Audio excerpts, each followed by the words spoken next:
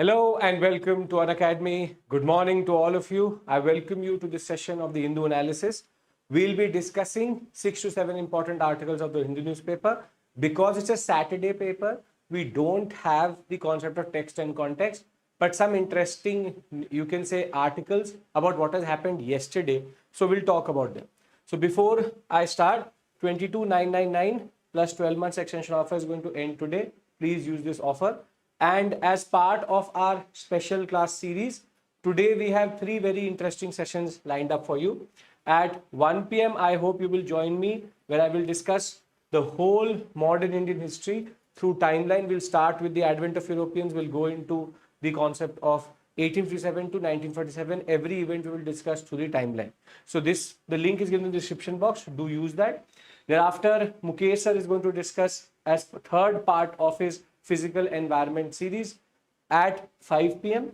And then at 6 p.m., Chethan Sir will be having his IR monthly current affairs on the platform 20th. So today, again, 3 sessions, one at 1, then 5 and 6. I hope you will join each of us for these sessions.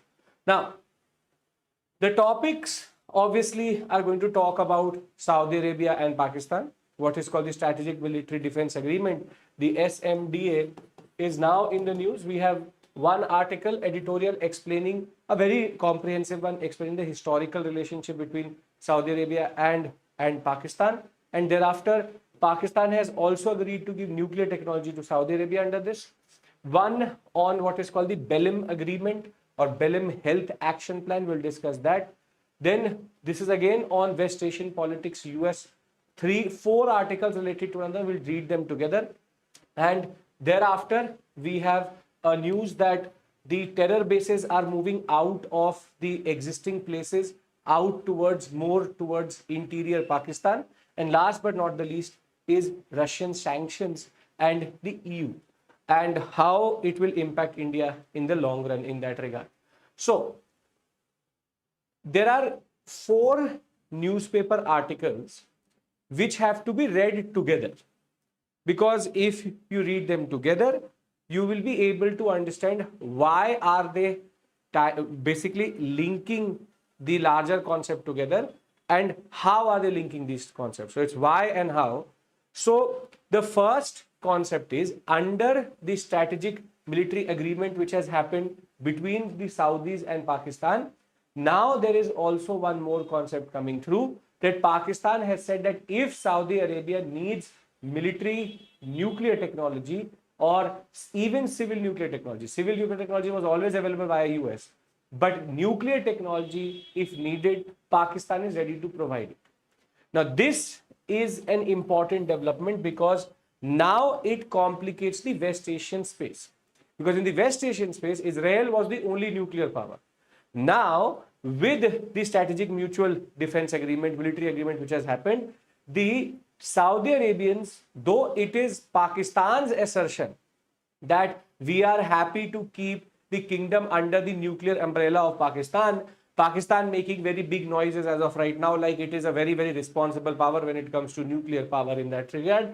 But the idea is Israel always had a nuclear, you can say, arsenal, and it was the only nuclear armed country in the West Asian space. Now, if Saudi Arabia is seeking any form of nuclear technology from Pakistan, this complicates the space. Saudis are doing this to balance Iran, to balance Israel, and Pakistan is just being an opportunistic power here who's trying to provide. This has been a claim made by the Pakistani minister in a press conference that if the Saudis are going to ask you for nuclear technology, will you give them? They said, yes, we will be happy to provide them with any form of information. We'll be happy to keep them under our nuclear umbrella. So this is a new development, what we discussed yesterday, and today we now have one more dimension being added, which is the concept of nuclear cooperation in that regard. Now, this article has to now be read with the editorial which has come through, wherein the Saudi-Pakistan pact as a dodgy insurance policy is being talked about. Now, Pakistan is a problematic neighbor to India. There's no doubt about it. But Pakistan is also not a very, very responsible nuclear power. We know that also. And we know that the nuclear power came to it from North Korea via the Chinese, via the, you can say, food for nuclear transfer, which happened during the Cold War and the post-Cold War period. You don't have to make notes, you just have to understand what I'm trying to say. So, therefore, Pakistan has its own way of dealing with its foreign policy. It has mostly been dependent on the US, if not the West in that regard. But this Saudi-Pakistani cooperation now brings in a new dimension in West Asia itself. Now, what this article does, and very well, and for us it is also very good, is first maps the relationship between the Saudis and the Pakistanis, and thereafter also looks at this SMDA, which is the Strategic Mutual Defense Agreement, the defense agreement, the military agreement, from two perspectives. What is Saudi Arabia looking for? What is Pakistan looking for? Let's be very honest.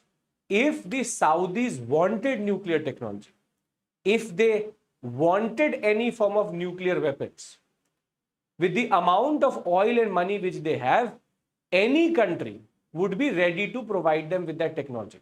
It's not that everybody had denied it to Saudis, and now it is Pakistan which is coming to the rescue. The irony of the story being that the Pakistani nuclear, you can say, program was funded by the Saudis at a given point of time. So I think we all can agree the Saudis in a way don't really need Pakistan, because if they want military help and military technology, the US and even the Russians would be happy to supply to Mohammed bin Salman. If Pakistan is as it is not in a position to give any money to the Saudis, it's the other way around rather. And even if today the Saudis had said to India that we want nuclear power and nuclear technology to be transferred to us, despite being not a signatory of the NPT, we would have been happily transferring technology as of right now. The US would be happy to give technology to the Saudis. So if you actually look at it, it is an agreement which looks like a paradox, wherein Pakistan needs Saudis more, or the Saudi Arabians more, than the Saudis needing the Pakistanis. Now the question would be that if Saudis are ready to go into an agreement with Pakistan, then what is the cooperation angle? What is the metrics of cooperation? So before I enter this article, I'm trying to establish to you a problem statement. The problem statement being that this is an unequal relationship. A relationship which is not making sense, because if India and Saudi Arabia are going together, if US and Saudi Arabia, Trump and bin Salman going together, makes sense. Equal type of powers, where one in financial sense, one as a world power. But Pakistan has been second fiddle to the politics of this area as it is. As a Sunni power, it is not even considered to be a responsible power. Then the question is, what is the point of this relationship? Therein the third article comes through, which is another editorial which is talking about changing West Asian politics. Do we understand what is the point of having this discussion? There is a certain anomaly here. That anomaly needs to be explained. And that is what this article is trying to explain. What is the point of this anomaly in that? Right? Okay. Now, let's do one thing. Let's first map the relationship of the Saudis and the Pakistani. Historically, how has it been? Now, no, they are not a nuclear power. They don't need to sign NPT, but yeah. Now, the relationship, a formalistic tie between Pakistan and Saudi Arabia started with certain defense links which developed in 1951. These tables are for you. Everything has been made into summaries and made into notes so that you don't have to go through the article multiple times. Now, Pakistan and Saudi Arabia in the 50s started to have certain defense ties, because Pakistan got a lot of equipment from the British as soon as we got independence. They, at that point of time, had a better military presence than the Saudis in that regard. And the golden period of their relationship is between these 10 years, 1979 to 89, in which 20,000 Pakistani soldiers were deployed in Saudi Arabia and used to protect the holy harams and the royal family, and used to deter any attacks from Iran and Yemen.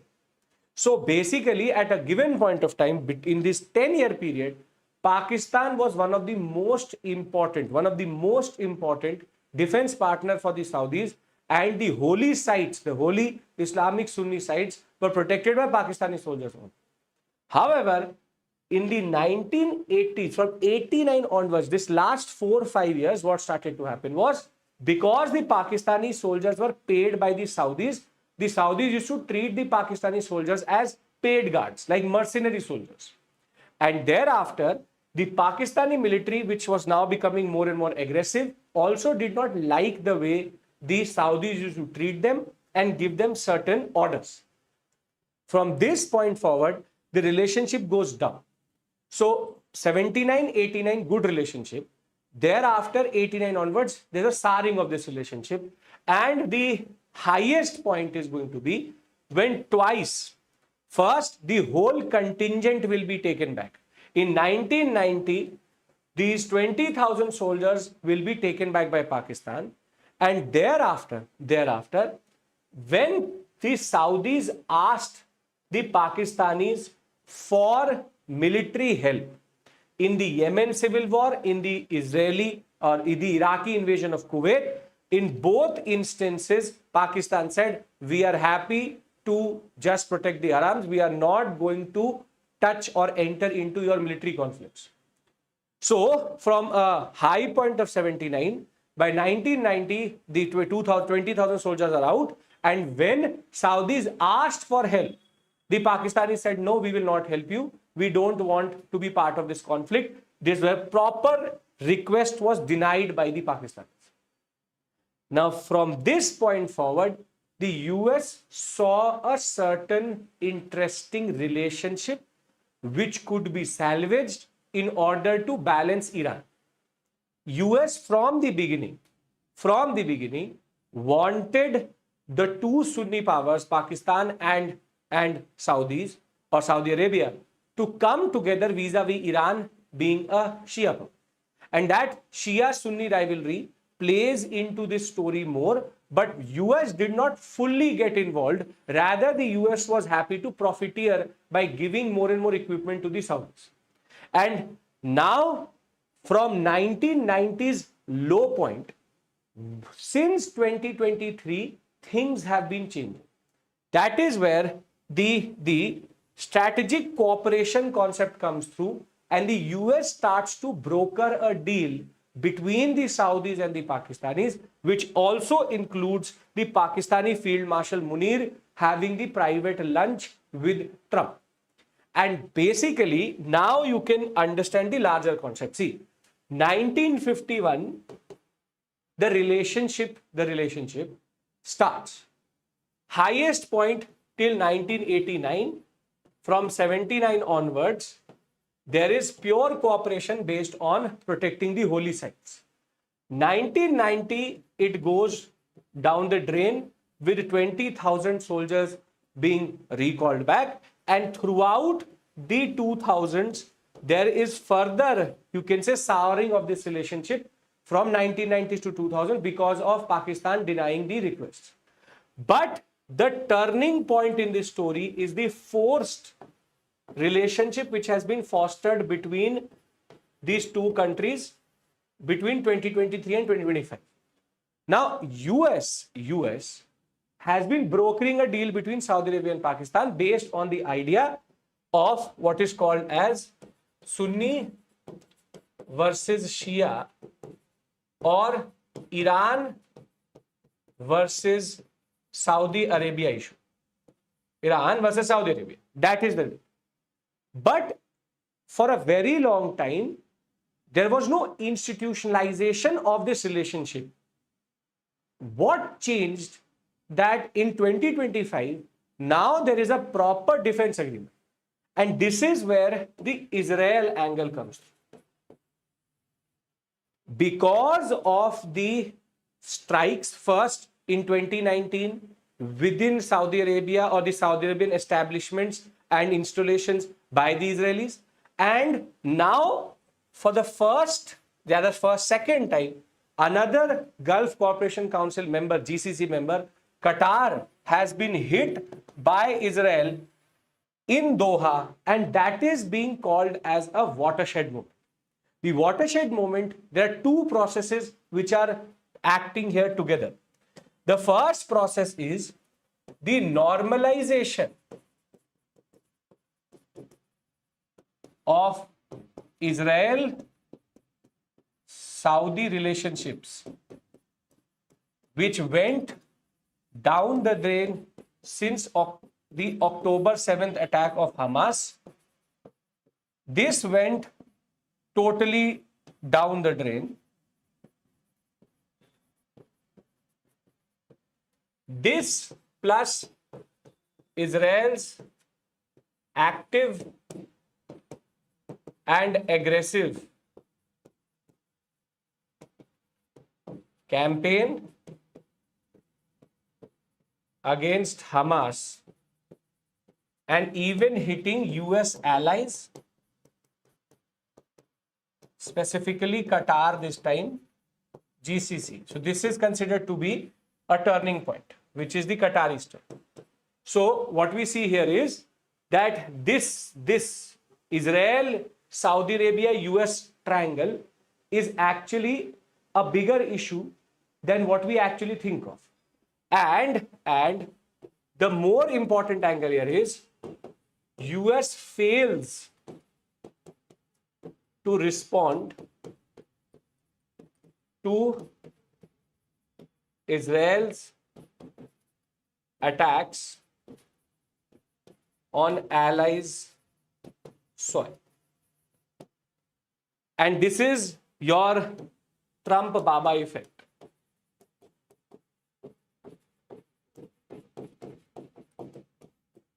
That Trump is actually not providing any form of reliable response to anything previous. So US has been a very important ally.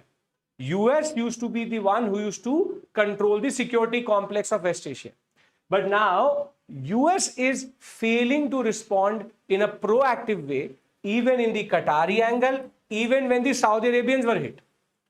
And over and above that, there is one more angle here. Saudi Arabia has been demanding for bilateral defense pact with nuclear technology and advanced arms. US has been saying you recognize the power of Israel, that is what we want. However, what Gaza and what the Hamas attack of October 7, 2023 did was that it failed to create a normalization aspect. Saudis were the last to be normalizing the relationship with the Israelis. That did not go through. And now with this erraticness, this finicky power or this moodiness of Trump is now pushing Saudis into the hands of the Pakistanis. So understand this point very clearly. There are 3 to 4 things working together. Can I summarize this part for you? Because it's a very interesting concept. If you understand this relationship historically, then you will automatically start to make sense of what this whole complex is. Why such a wealthy power, such an important power within the West Asian space is going to such a degraded, downgraded and problematic power such as Pakistan? That is the question here. Now, so 1951 is the relationship, 1979 to 89 is the high point, 1990 is the low point, and 1990 to 2019, 2023, 2025. Now, this is the golden period. This is the golden period. This is the period of, you can say, down period. Now, 2019, Israel strikes Saudi assets. Hamas attack on Israel October 7th. Qatar, or rather Israel, attacks Doha House. Now, these are the moments which are actually changing the larger landscape here. And what is more important is that in this whole period, the US did not respond properly. When it has not responded properly, what is happening is the concept of nuclear tech and the larger Iran, Saudi Arabia, US, Pakistan and Israel complex now comes into context. Meaning this is the Hamas effect. Hamas wanted to shake the tree as much as possible, and that is what they did. There was a pure normalization which was coming through in this West Asian sector. Hamas on October 7th shook the tree. Hamas, now the attacks against Hamas and what Israel is doing in the Gaza Strip to the Muslims there is now starting the relationship. So there are two relationships here which are negative. Saudi Arabia has a negative relationship with Israel. Saudi Arabia has a negative relationship with Iran. Now, thereafter, there is one negative relationship between the US and Iran, and then there is a positive relationship between these two. There's a positive relationship between these two. There's a positive relationship here also, and there's a positive relationship here also. Now you can automatically understand Saudi Arabia now fears this. These two concepts it fears. The US playing with Israel also, and the US-Israel complex needs to be balanced. How do you balance it? There's only one line missing. What is that line missing? All lines are connected. There's only one line missing between these countries. What is that line? You can see I've recreated that relationship for you. There's one line missing in this. What is that line? Very easy to ascertain. This is called balancing.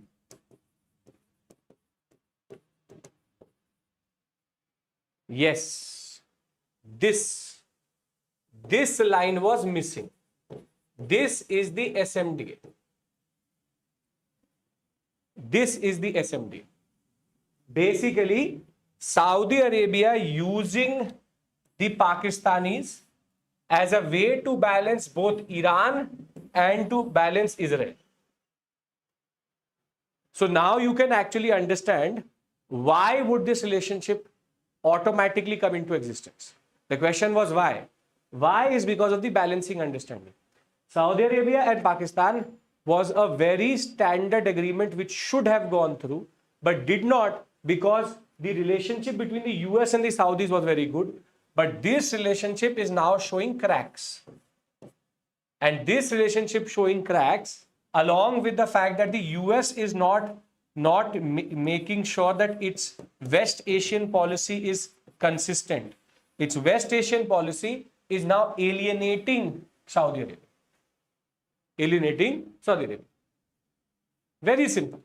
This is the mind map which automatically explains to you why these two will go together. Now,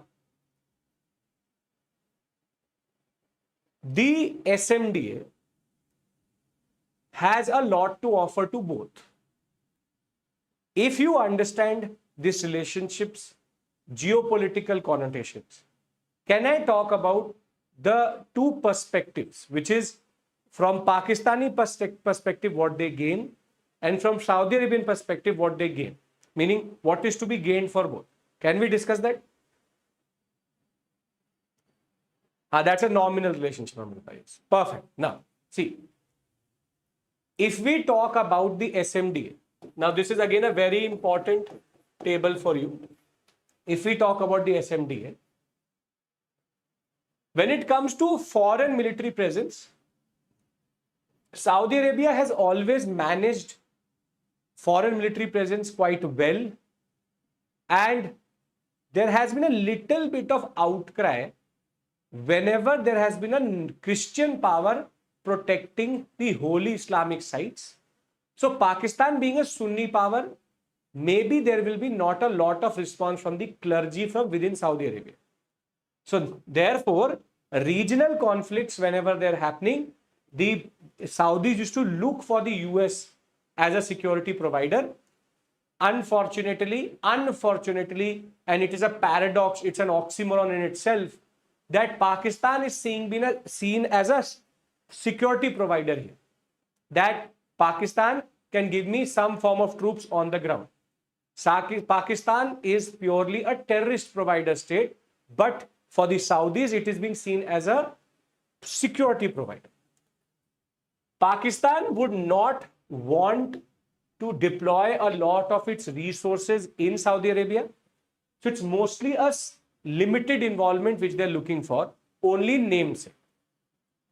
When it comes to investments any day, the US and Saudis already have a very good relationship. Trump just recently brokered a $100 billion deal offer. Pakistan has nothing to give. Rather, what they believe is that the Pakistanis can train themselves on the US equipment which the Saudis have. This is the interest of Pakistan. This is the interest of Pakistan, that they would want to use the American equipment. It is an irony for sure. It means Saudi, in spite of dealing with the US, it chooses to meet directly. Yes, in a way. Chirag, it is trying to see, this is a new era. This is the next article. This is the new era of Sunni, what we call as cooperation. All Islamic powers are now realigning themselves vis-a-vis Israel. It's a Sunni cooperation vis-a-vis Israel. Then, when it comes to nuclear considerations, see, Saudi Arabia does not really want nuclear weapons, but if it wants it vis-a-vis Iran, which is also a nuclear power, it can now get it. Pakistan obviously is not going to directly provide the weapons, but covertly it can always give more and more technology to the Saudis. China factor is always there. China-Saudi relationship is not that good. Two big powers in that regard, both based have a lot of economic wealth in that regard. And that relation, the China factor, may become a problem for the relationship between Saudi and Pakistanis. Meaning, Pakistan, as it is dictated by China. The Chinese loan to the Pakistan is so big that Pakistan is purely based on the funding of the Chinese. And two big powers never go together because of the egos which come through in that regard. Then when it comes to military camaraderie, that they want to bring in a certain culture together, again, limited expectation. And this is where we believe that somehow this relationship is more symbolic, because Saudis would not like to get sucked into the politics of South Asia, India, Pakistan.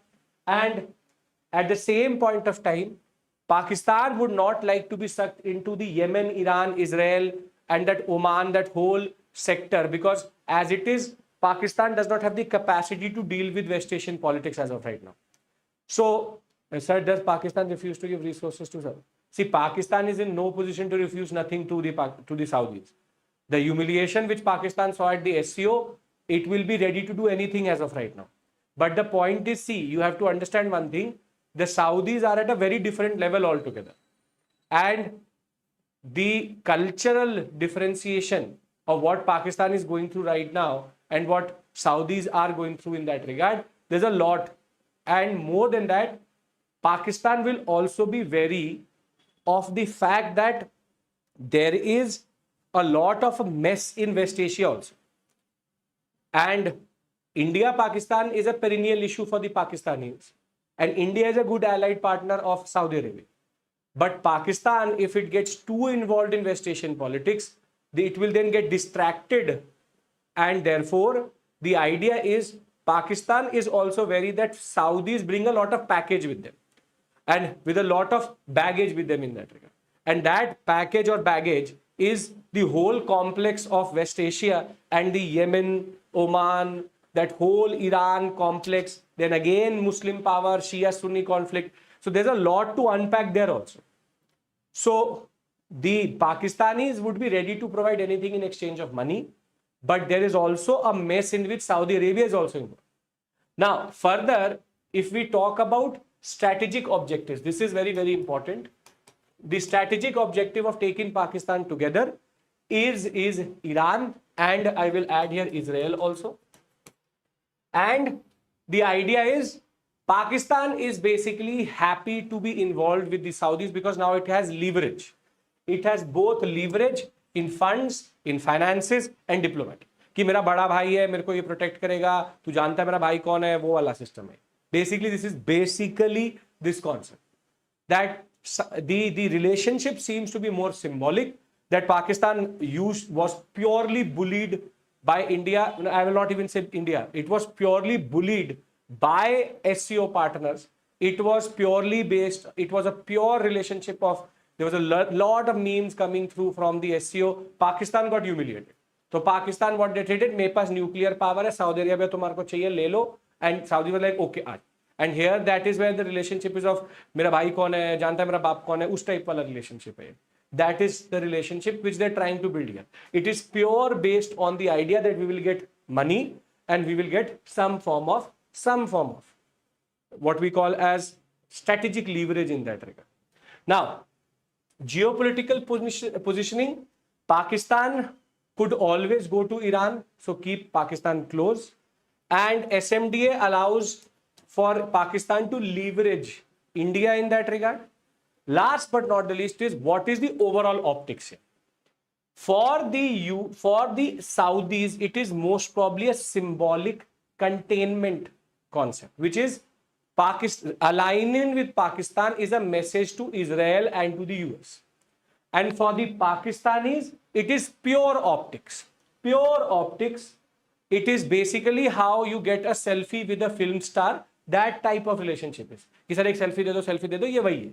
कि next time when India and Pakistan are sitting on the same table, India will say we have an independent sovereign policy and we are a sovereign nation who has had and will always have an independent policy based on national security. We were a non-aligned nation. We have independent policy.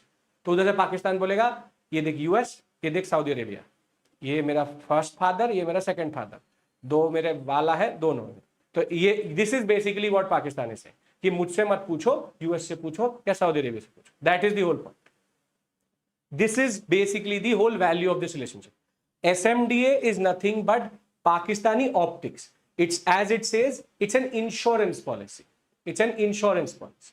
And this insurance policy, how effective it will be, how much it will actually come into context is a separate issue. Meaning how robust is this relationship, only time will test. Because Pakistanis are Pakistani. They will do something foolish for sure. Then if India will get involved, India also has a lot to play with. But this is not a good development.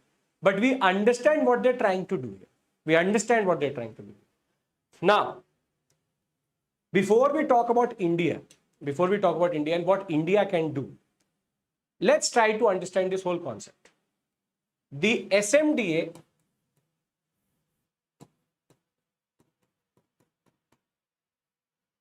as it turns out, it is most probably optics and geopolitical balancing and Pakistan can balance India and the Saudis can balance Israel and Iran. One a Shia power, the other one a Judistic power.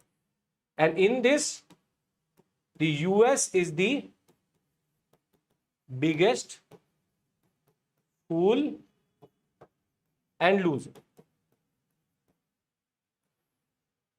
Why am I saying that the US is the biggest fool and loser? US used to dictate West Asian politics. US used to dictate the politics of Pakistan. US was a very important partner of the Saudis. At this point of time, they are acting independently. And in the process of balancing, Israel already is acting independently. Iran is also acting independently. Pakistan is also acting independently. India is also acting independently. So here is Baba Trump with everybody acting independently. He has purely alienated the world powers. And in academic sense, it is called loss of hegemony. US was a power based on hegemony. You must have seen this word, hegemonic power. Hegemonic power means rule through consent. Antonio Gramsci is the one who gave this word. Its hegemony is now fading away. It is fading away. US is considered to be too unpredictable to be trusted in West Asian politics. Right? And this is where India has now certain ways to balance this whole concept. See, India can always argue to the Saudis, whatever you get from Pakistan, we are always going to import more and more oil from you. We are going to be the bigger economy than Pakistan. We are also the second largest trading partner and crude oil buyer from you. We can always argue that we have a better bilateral defense and intelligence agreement with you. We also have certain investments which are coming from you, which have not translated that much. And there are certain Saudi officials which are arguing that India was taken into confidence before signing this agreement with Pakistan, which means that maybe India already knew about this agreement, and Saudis have already said that it is only namesake. It is only namesake. So this creates, we have to be vigilant, we have to understand the politics here, but there are multiple, you can say, channels which in Saudi Arabia which are saying that this was a planned thing and India was also part of the planning in that regard. Can we add that Saudi wants bilateral pact with US with nuclear tech? US wants Saudi to recognize Israel. That is true. Pushing towards, yeah, that is true. Anushka, that is the whole point. That was always the impasse. That was always the break-even point, that if you recognize Israel, you give us nuclear tech. And now what is happening is Israel should not be recognized or need not be recognized, and Pakistan gives them nuclear technology also. So, if you get a question like this, that the SMDA has changed the geopolitical dynamics of South and West Asia, I hope this discussion is comprehensive enough to tell you and make you understand what is the larger contour here. There's a lot going on. There's a lot going on here, and all of it is based on how each of them is balancing each other. Can I have everybody's consent that we understand this much? Because the next topic is also tangentially related to it. Yes? Yes, sir. Come on. Yes, sir. Now, this article called Shifting Sands actually reasserts our understanding. And the reassertion is that, see, Saudis and Pakistanis had a good relationship, had a bad relationship, but now have a good relationship again. That is now been institutionalized through the SMDA. SMDA is the institutionalization of the relationship between Pakistan and Saudi Arabia. But the question is, why? Why has this happened? This has happened because of the US not being able to guarantee the security of GCC members, specifically Saudi Arabia and Qatar in that way. India, US, USSR, other countries is good. Pakistan, China relationship is not good. No, Pakistan-China relationship is very, very good. India has a good relationship with USSR. US is a moody power, so good and bad as of right now, bad. So India has always developed an independent relationship with each of these countries. So as of right now, I'll be very honest with you, little bit we are cornered. Little bit we are cornered because India, US is not in a good shape right now. India, Russia is good, but that is also not that good because EU is now going to put more sanctions on Russia. Russia is involved in Ukraine. Pakistan was diplomatically isolated by India very successfully for the past 2 years. Now US has resurrected Pakistan, and Pakistan now has good relationship with the US, now with the Saudi Arabians. India does not have a good relationship with China. China is a very important power, but India, China are cooperating because of the US itself. So India, as of right now, is now sitting with a historical enemy as now an ally, which is China, one all-weather friend, Russia, but at the same point of time, one power which it aspired to always go through with the US. That relationship has soured, and India-Pakistan was being balanced well by India, but Pakistan is now going anywhere and everywhere just saying, give us some form of help, and that is where the Islamic cooperation has now turned against us. We already do not have a good relationship with Bangladesh. Nepal again is dicey. Sri Lanka was bad, has become better. Maldives was bad, has become better. But these are as it is finicky powers. Taliban already takes Afghanistan out of the picture. So all alignment, little bit, you can say the negative effect of all alignment is this only. That when you align with everyone, then this is what happens, that if they start to do strategic alliances within themselves, you get isolated. So for us, it's not a favorable position, I will say. Israel has complicated the West Asian landscape. That is the whole point. Israel did something. The idea was that US should have responded more decisively. US did not. US did not. And this is why the whole idea is that with the Pakistani agreement, Saudi Arabia is trying to send a message to Washington, which is the US, and Tel Aviv, which is the Israelis, that if needed, we will use our understanding to diversify everything. And for Pakistan, it is a desperate, you can say, help, which they wanted with regards to finances, and also becoming better aligned with its partners in the West Asian sector. Saudi Arabia and Pakistan are natural partners because of their religions, because of the Sunni angle. But that had never been institutionalized. Now we've talked about this whole concept for now close to 45 minutes. Another question from this which could be made is, the politics of West Asia is evolving due to the unpredictable nature of the US. This is a very good question.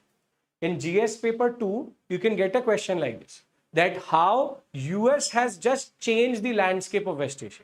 So before I move on to the next article, can I just bring everything on one slide? We've been having a very interesting discussion. We can go on throughout the day talking about these things. Let's do one thing. I'll do that. Sujal, don't worry. I'll provide you maps from the next time. I can't add it here right now. Don't worry about that. Next time I'll show you maps. But can we bring everything together? Now we have read 4 articles together. Now we have to just understand everything in a certain context, right? Yes, sir, please. Okay, see. There are certain, you can say, actors.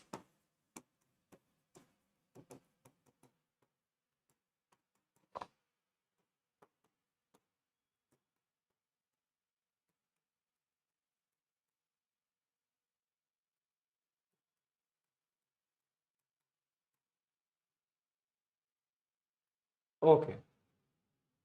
Now, Pakistan, China are together. China, Russia are together. Israel and US are together. India and Saudi Arabia have a good relationship. And now, India has a problematic relationship with China. India has a problematic relationship with Pakistan.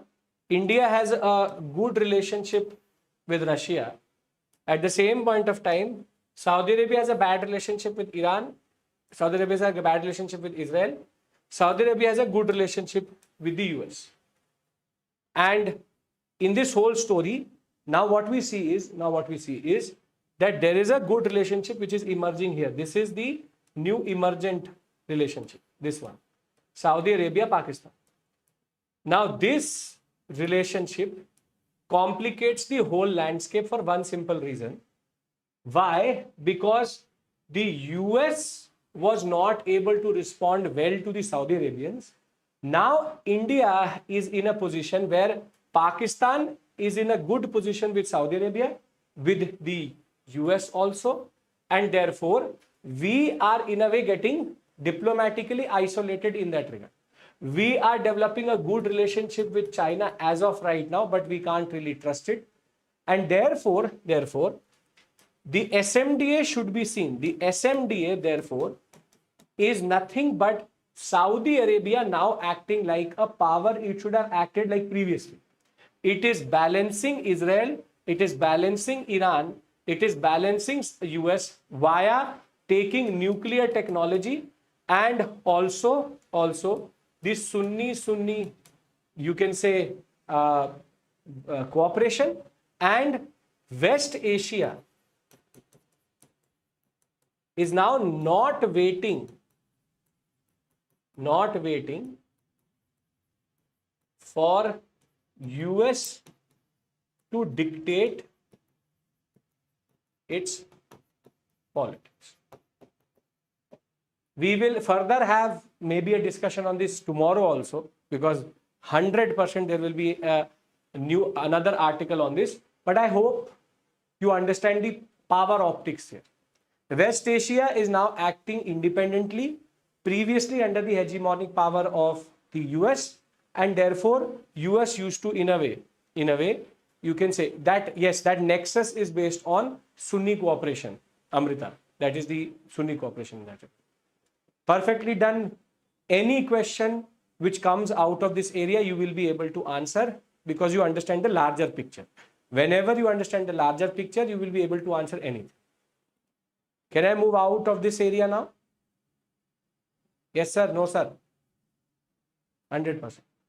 So it is most probably optics, pure optics on the part of Saudi Arabia. But for Pakistan, it is a dream come true because that is what they were looking for a very long time. Let's see how this pans out. But Pakistan should also be wary that Saudi Arabia is not coming with no baggage or package. It's a pure relationship of contradictions. Right. Okay. Now, last two articles, not very heavy, simple, straightforward. This one talks about a certain agreement. This will take us 10 minutes, 5 minutes. We'll be done in the next 15 to 20 minutes. The health and climate vision concept. This article talks about two things. US is being alienated from West Asian politics. Yes, that is the corollary of this concept. Now, as I was saying, that this topic talks about how there was a recent agreement which happened. That agreement happened in Brazil on July 29th, 31st in Brazil, which is called the Belém Health Action Plan. Belém Health Action Plan. And it will come into effect from November of this year. However, India was not officially represented. So, what this article points out is that sometimes non-health interventions can also give climate positive impacts. And the argument of this article is India should be a part of this because India has a lot to teach. And what can the global south learn from India in this whole process? So there are three parts. India-Saudi relationship may become, yes, little bit problematic. Now there are three things which the article points out is, first, what are the good practices which are happening in India? What are the challenges which are there in India? And how can the global south learn from it?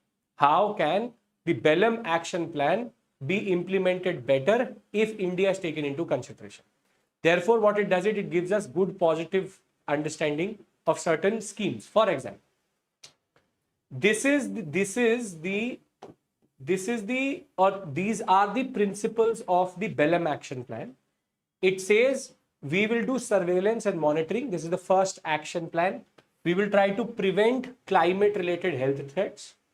Second is evidence-based policy and capacity building. We will bring in communities, multidisciplinary, this and that. And third is innovative and production, meaning we will innovate infrastructure services. These are the three pillars on which the Bellum action plan works. Right? This is from the document which has been coming through from the UN itself.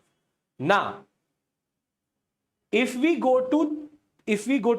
come to India and go through four very interesting schemes, it has very important insights for the global south. Very important insights. For example, none of these interventions were climate interventions or health interventions, but non-health interventions also had positive health and climate interventions, right? Or climate impacts, if you want to call it. For example, PM Poshan Shakti Nirman, midday meal. It was for the child nutrition and education. This helped tackle malnutrition, but also promoted millets, which are more climate resilient. So the insight is better nutrition, local agriculture should be climate resilient. Meaning, through midday meals, we introduced millets. Millets were better climate resilient. Therefore, the insight was using local produce, you can tackle nutrition also and you can tackle climate change also. Second, Swachh Bharat Mission, which was about sanitation and hygiene, reduces disease burden because the more there is cleanliness, the better it is for the human body. So sometimes you should take the community forward. Community participation is very important and political will is also very, very important. So therefore, India can teach to Swachh Bharat Mission how India showed political will and cultural contribution. Manrega is a rural employment scheme. We know that Mahatma Gandhi Rural Employment Guarantee Act. Now, this was for livelihood. However, with better incomes, nutrition improves. Therefore, sometimes environmentally resilient activities also means employment generation. Third, Ujjwala Yojana. Ujjwala Yojana was for cooking fuel from biomass to LPG.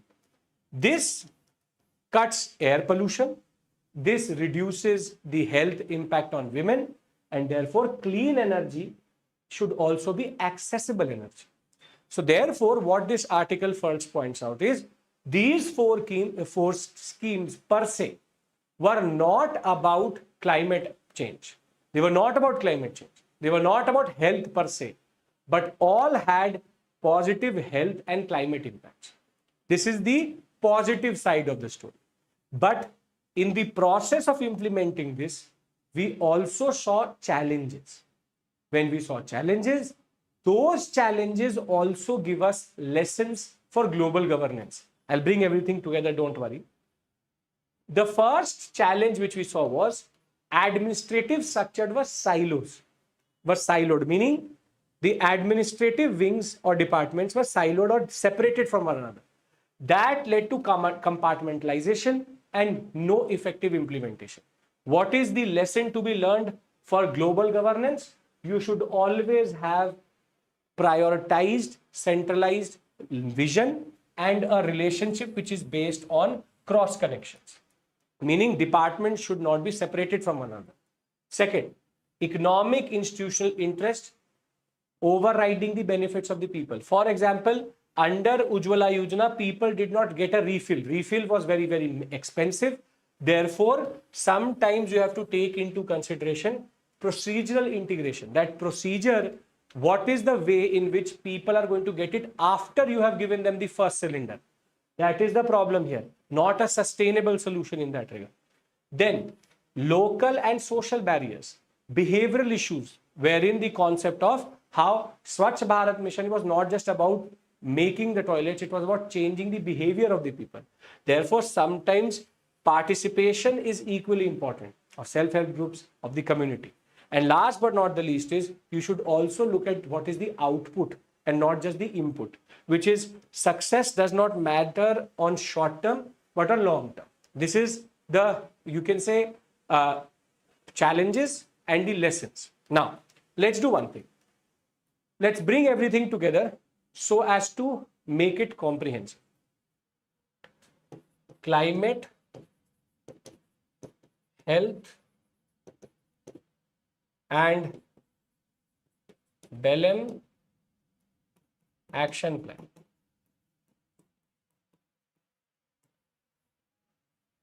Now, what is the, you can say, non-health interventions can also have positive impact on climate plus health, which is clean fuel, nutrition, local produce, and community action, along with political will. But there is also a problem. What were the challenges which we saw? Challenges were institutional, silos, I will say compartments, then cultural and behavioral, and last but not the least is not long term but short term. So what is the lesson to be learned out of these two things? The lesson to be learned out of these two things is that we need to prioritize interdepartmental cooperation. We have to also prioritize participation, and we also have to prioritize cultural and behavioral. This is basically the whole gist of the argument. It will not be on YouTube, it will be on the Unacademy app. So this is basically the idea: strategic prioritization, procedural integration, participatory implementation. So complicated article, but I've basically made this mind map for you. If you can remember these two sides, the conclusion is this. Sorted, everyone? Sorted? Yes? Come on. Yes, sir. Now, before I move to the last article, it's only an update. There was not a lot, and it's all conjecture that after Operation Sindoor, there's a movement out of a lot of the terror camps out of the POK towards more of interior Pakistan. Most probably, we will have more confirmation later. But I just wanted to update you that there is now on the ground movement because of the strikes which we did. The last topic which I want to discuss with you is that EU is proposing new sanctions on Russia, and these sanctions are going to impact India also because this will squeeze Russia's access to AI and geospatial data, which is quite important for the military. Both Indian and Chinese firms are going to be involved. India has already seen a lot of backlash because of this relationship, and we were already a part of this list for a very long time. But the whole point is that US is creating more and more pressure. EU is the one which is now creating more pressure on India to economically isolate Russia.